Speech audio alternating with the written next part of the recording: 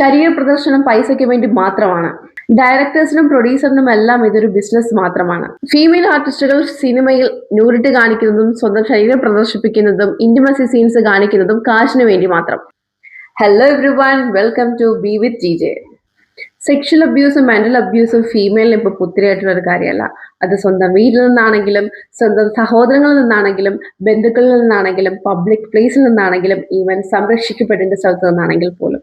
നമ്മുടെ സമൂഹത്തിൽ ഇപ്പോൾ സെക്ഷൽ അബ്യൂസ് എന്നുള്ളത് മാത്രമല്ല, മെന്റൽ അബ്യൂസും വളരെയധികം കൂടി നിൽക്കുന്ന കാര്യമാണ്. പ്രത്യേകിച്ച് ഇപ്പോഴത്തെ ഒരു കാലഘട്ടത്തിൽ, because of the life style and stress issues. അത് നമ്മളെ മെന്റലി ഫിസിക്കലി വല്ലാണ്ട് ബാധിക്കും. അപ്പോൾ നമ്മളുടെ പെരുമാറുന്ന രീതിക്കും വ്യത്യാസം വരും. അതിപ്പോൾ ഈ പറയുന്ന പോലെ ദേഷ്യം കൺട്രോൾ ചെയ്യാൻ പറ്റാണ്ടാവുക, ഇല്ലെന്നുണ്ടെങ്കിൽ പെട്ടെന്ന് സൈലന്റ് ആയി പോവുക, ഇല്ലെങ്കിൽ എന്തെങ്കിലും ഒരു ബാഡ് ആയിട്ടുള്ള ഒരു അനുഭവം വന്നിട്ടുണ്ടെങ്കിൽ അത് സഹിച്ച് ആയിക്കോട്ടെ ആയിക്കോട്ടെ എന്നുള്ളൊരു സംഭവം വരിക.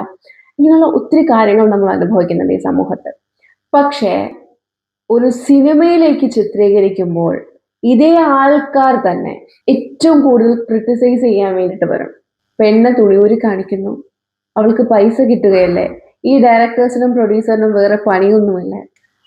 Sajin Babu under the desk എന്ന മൂവിയിൽ സ്റ്റാർട്ട് ചെയ്ത് ഇപ്പോൾ തിയേറ്റർ എന്ന മൂവിയിൽ എത്തി നിൽക്കുന്ന ഡയറക്ടർ. ചെയ്ത മൂവീസ് എല്ലാം കൂടുതലും ഫീമെയിൽ ഓറിയന്റഡ് സബ്ജക്റ്റ് ആണ്. നമുക്കൊരു കാര്യം ചെയ്യാം, ആളെ കോൾ ചെയ്തിട്ട് എന്തുകൊണ്ടാണ് ഈ ഒരു സബ്ജക്ട് തിരഞ്ഞെടുക്കാൻ ഉദ്ദേശിച്ചെന്നുള്ളത് ചോദിക്കാം.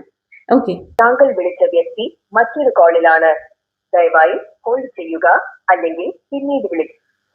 നമുക്കൊന്നുകൂടി ട്രൈ ചെയ്ത് നോക്കാം. Hello, hi Sajin Babu, welcome to be with GJ. Okay, അപ്പോ സുഖമായിട്ടിരിക്കുന്നു? ഇപ്പൊ നമ്മുടെ തിയേറ്റർ മൂവി തിയേറ്ററിൽ തന്നെ സക്സസ്ഫുള്ളി റൺ ആയിക്കൊണ്ടിരിക്കുകയാണ്. അപ്പോ യെസ്, അപ്പോ ഫോർത്ത് ഒരു മൂവി, ഓക്കെ, അതായത് അണ്ടർ ദ ഡസ്ക് എന്നുള്ളൊരു മൂവിക്ക് ശേഷം ഇതിപ്പോ 4ാമത്തെ മൂവിയാണ് ചെയ്യുന്നത്, റൈറ്റ്? അപ്പൊ എന്റെ ഒരു ക്വസ്റ്റ്യൻ എന്ന് പറയുന്നത് വളരെ സിമ്പിൾ ആണ്. കരിയറിൽ ഈ 4 സിനിമ ചെയ്തപ്പോഴും എന്തുകൊണ്ടാണ് ഒരു ഫീമെയിൽ ഓറിയന്റഡ് ആയിട്ടുള്ള ഒരു സബ്ജക്ട് ചൂസ് ചെയ്തിട്ട് അത് ക്യാൻവാസിലൂടെ കാണിക്കണമെന്ന് തോന്നിയത്? വൈ? ഇപ്പം കൂടുതലും എല്ലാവരും ഫീമെയിൽ സെൻട്രിക് പടം എന്ന് പറയുന്ന ബിരിയാണി ആയാലും ഇപ്പം തിയേറ്റർ ആണെങ്കിലും ആണ് ഫീമെയിൽ സെൻട്രിക് സിനിമകൾ എന്ന് പറയുന്നത്.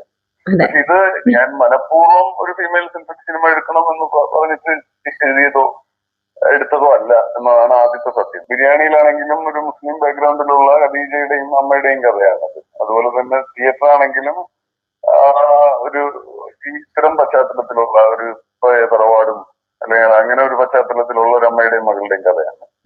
ഇപ്പൊ രണ്ടും അങ്ങനെ ഒരു സിമിലാരിറ്റി ഈ 2 സിനിമയിലും ഉണ്ടെങ്കിൽ പോലും 2 തരം ട്രീറ്റ്മെന്റ് ആണ് ഞാൻ സിനിമയിൽ കൊണ്ടുവന്നിരിക്കുന്നത്. പക്ഷെ അവിടെ ഈ പറഞ്ഞ അതുപോലെ തന്നെ ഞാൻ ചെയ്യാൻ ശ്രമിച്ചിരിക്കുന്നത് ഈ സ്ത്രീകൾ എന്ന് പറയുന്ന, അതായത് ഒരു മെയിൽ എന്നുള്ള നിലയിലാണല്ലോ എല്ലാവരും എന്റെ എഴുത്തും.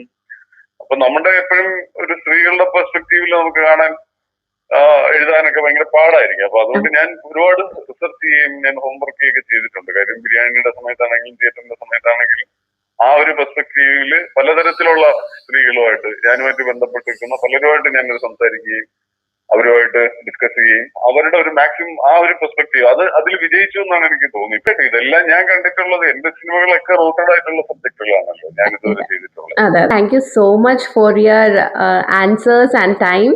തിയേറ്റർ ഇനിയും സക്സസ്ഫുള്ളി തിയേറ്ററിൽ തന്നെ റൺ ആവട്ടെ, എല്ലാവരും ഇതിനെപ്പറ്റി സംസാരിക്കട്ടെ, ഉൾക്കൊള്ളട്ടെ, പുതിയ പുതിയ മൂവികൾ ചെയ്യാൻ പറ്റട്ടെ. Thank you so much.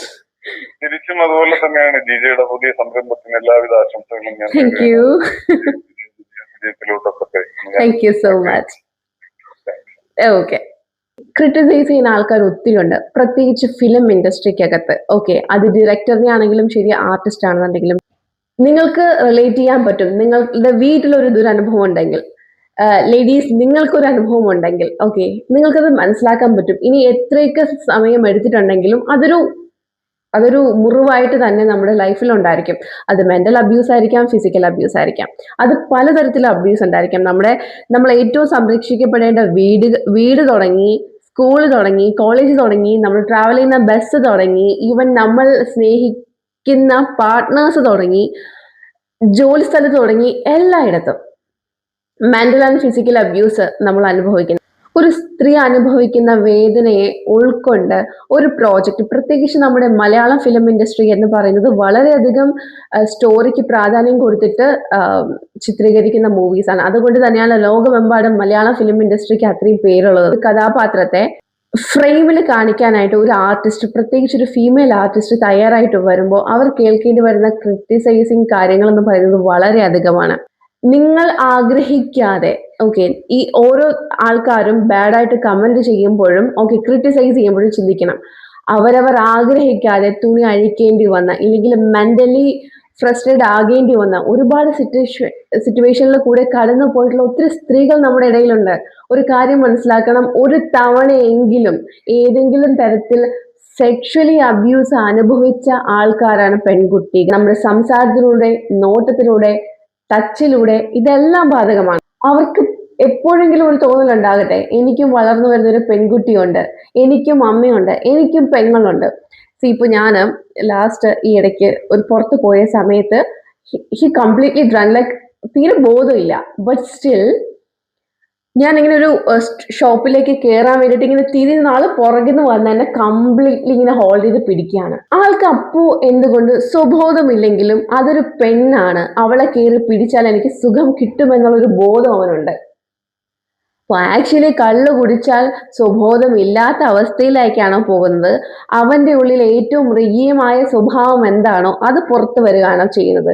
Malayalam ഇൻഡസ്ട്രിയിൽ ഒത്തിരി ആൾക്കാര്, ഒത്തിരി ഡയറക്ടേഴ്സ് ഫീമെയിൽ ഓറിയന്റഡ് മൂവീസ് എടുക്കാറുണ്ട്. Like how old are you, Om Shanti Oshana, like Uyare, 22 female Kottayam. Yes, ഇത് എല്ലാം ഡിഫറെന്റ് തലത്തിൽ എടുത്തിരിക്കുന്ന മൂവീസ് ആണ്.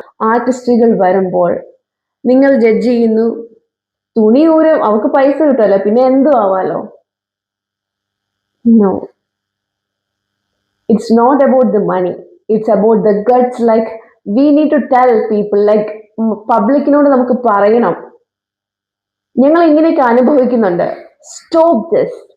Thank you for watching. എല്ലാ വെള്ളിയാഴ്ചയും ഞാൻ നിങ്ങളോടൊപ്പം ഉണ്ടാകും, B with GJ. So this is the time to wind up, and till then, bye from GJ.